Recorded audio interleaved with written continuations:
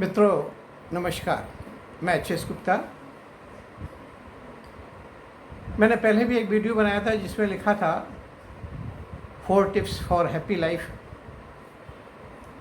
अब की बार मैं आपको बता रहा हूँ सुखी जीवन के 3 स्वर्णिम सिद्धांत।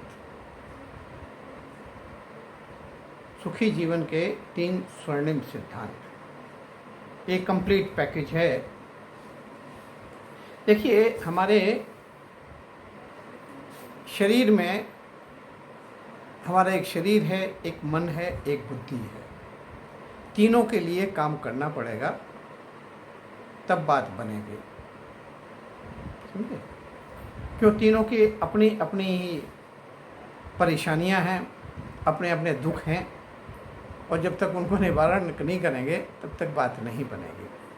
तो पहला तो शरीर को भोजन चाहिए, तो इसलिए भोजन की बात करेंगे।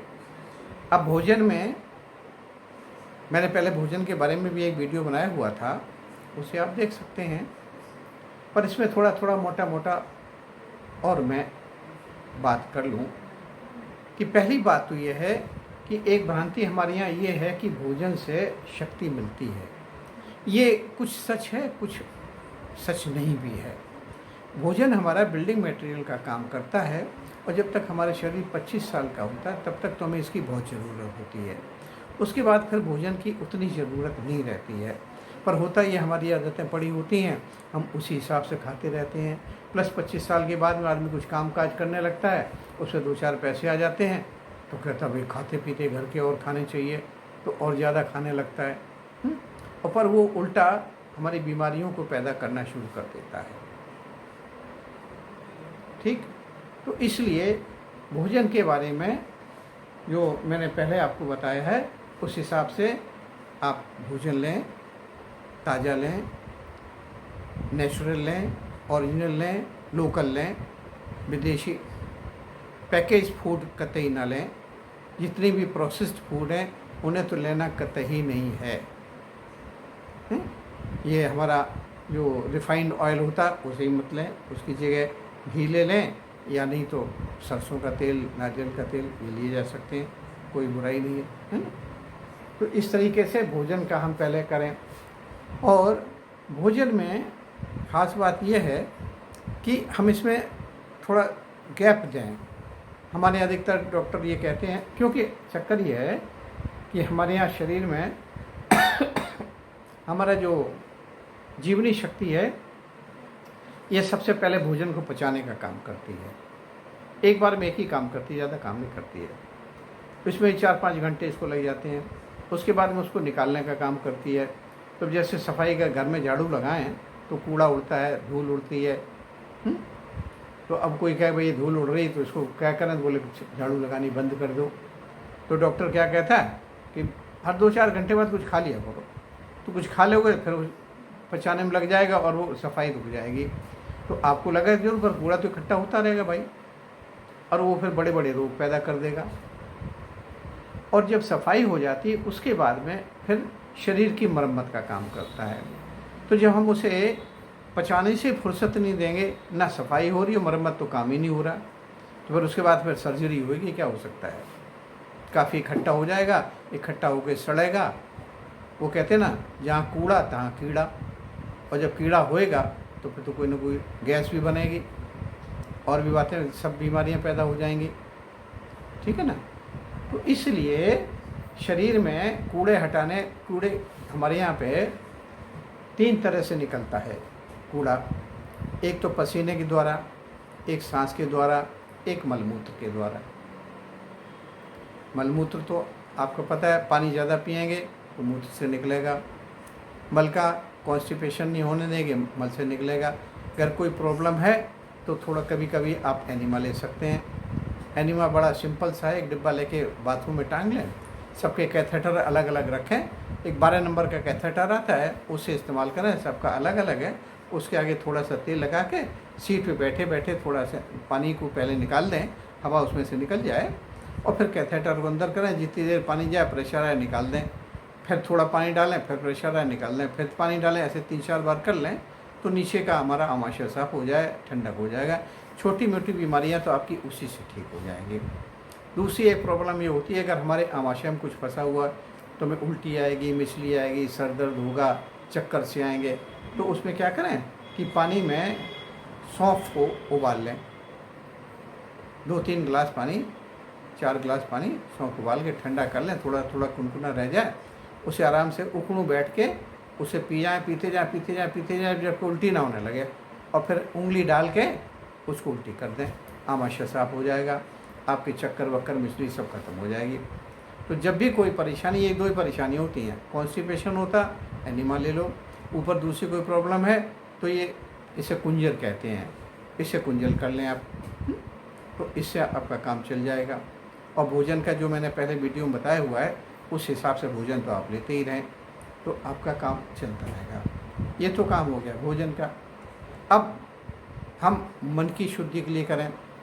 मन की शुद्धि में क्या होता है कि हम भोजन के आदी हैं, हमें कुछ ना कुछ खाने की आदतें हैं, किसी को कुछ मीठा खाने की आदत, किसी को कुछ खाने की आदत है, तरह तरह की है गड़बड़। और हम जितना हम प्रोसेस्ड फूड खाते हैं, जब हम नेचुरल फूड खाएंगे, कच्चा भोजन हम ज़्यादा नहीं खा सकते हैं, और प्रोसेस्ड या पका हुआ भोजन होता है वो हम ज़्यादा खा सकते हैं, स्वाद में ज़्यादा खा जाएंगे।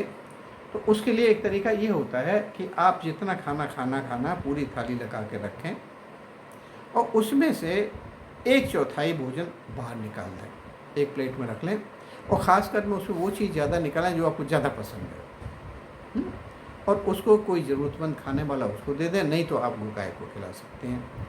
तो ये इस क्रिया करने से आपकी अच्छी बात ये होगी कि आपका जो जिस चीज़ को खाने की एडिक्शन है, जिसके लिए बार बार मन करता है, धीरे धीरे आपका मन वैसे ही, वो कहते हैं जो बटे सो घटे। अगर आपने बांटना सीख लिया, देखो ज़िंदगी में 2 ही बड़ी ज़रूरी चीज़ें हैं, एक सेविंग और एक गिविंग। अगर आपने सेविंग और गिविंग 2 चीज़ें सीख ली तो ज़िंदगी में आपको कष्ट नहीं आ सकता है। बेकार की बात है, मेरा 74 साल का अनुभव है, आपको बता रहा हूँ। कुछ भी कभी किस भी हालत में हो, कुछ ना कुछ सेविंग ज़रूर करें और कुछ ना कुछ गिविंग ज़रूर करें। तो आप पहला गिविंग तो ये भोजन में किया आपने, तो एक तो आप ओवर ईटिंग से बच जाएंगे, ठीक है। वैसे कहते हैं ना, भोजन आधा पेट कर, 2 गुण पानी पी, 3 गुण शिम, 4 गुण हंसी, बरसवास हो जीव। तो इस तरीके से आप अपना ये समेट सकते हैं। अब आ गया खेल बुद्धि का। एक्चुअली हमारी बुद्धि में 2 हमारी बीमारियां हैं, एक लालच, एक डोमिनेशन। चाहे पैसा हो, चाहे ज़मीन हो, चाहे कुछ हो, बढ़ाते चले जाएंगे, सड़क भी घेर लेंगे, और करें थोड़ा और हो जाए, थोड़ा और हो जाए। तो ये लालच पता नहीं, और सबसे बीमारी बड़ी लालच है, इसका एंड नहीं है, और ये इतना बढ़ता है कि आदमी को खुद ही डुबा ले जाता है।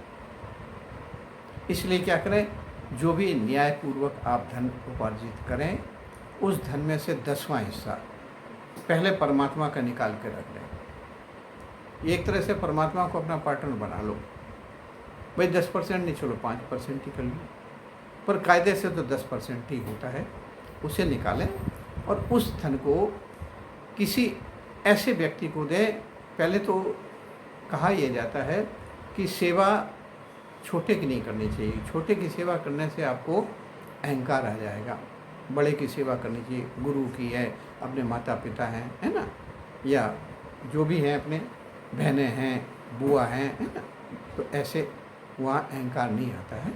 तो गुरु को पहला सबसे स्थान होता है, तो उनको देना चाहिए। जहाँ से ज्ञान मिला है उनको दें, और यानी ईश्वर की भावना दें, मदद की भाव से। इस पैसे को मदद की भावना से ना दें। हमने तो कई बार देखे, कानपुर में कई लोग बचत करते थे 10% की, और कोई नहीं मिलता है तो गंगा नहाने जाते थे, और वहाँ से लौटे थैली में रख के एक तरफ रख दिया गंगा जी किनारे, बोले परमात्मा जिसका उसको दे देना। भाई हमने तो अपनी तरफ से आपको दे दिया, आप जो उसको चाहो उसको दे देना, बस। तो इस तरीके से उसको हमने देना है, किसी की मदद के हिसाब से मत देना है, नहीं तो आपको अहंकार आ जाएगा और इसका कोई फ़ायदा नहीं होगा। आप अगर इस तरीके से देते रहेंगे तो एक तो आपका लालच कम हो जाएगा, प्लस आप खुद देखेंगे धीरे धीरे आपको लगा कि जैसे आपको बड़े ट्रस्टी भाव में जी रहे हैं, एक ट्रस्टी की तरह रह रहे हैं, घर है, मकान है, सब कुछ है, पर हम उतने ही लेते जितने में ज़रूरत, बाकी हमें नहीं चाहिए, बाकी तेरा परमात्मा जो उसको ज़रूरत वहाँ लगा देंगे, बात खत्म।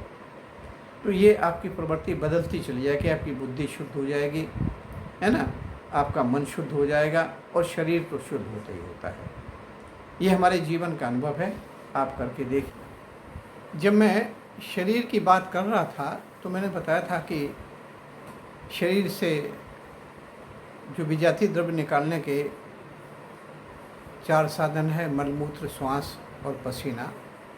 तो इसमें हम किसी तरीके से गहरी श्वास के साथ, चाहे योगा करें, चाहे प्राणायाम करें, एरोबिक करें, दंड बैठक करें, सैर करें, कुछ भी कर सकते हैं। कोशिश करें कि 30-40 मिनट के लिए तेज़ तेज़ सांस लें और पसीना एक बार दिन में निकल जाए तो आप समझें एक दिन का तो आपने काम अपना पूरा कर लिया।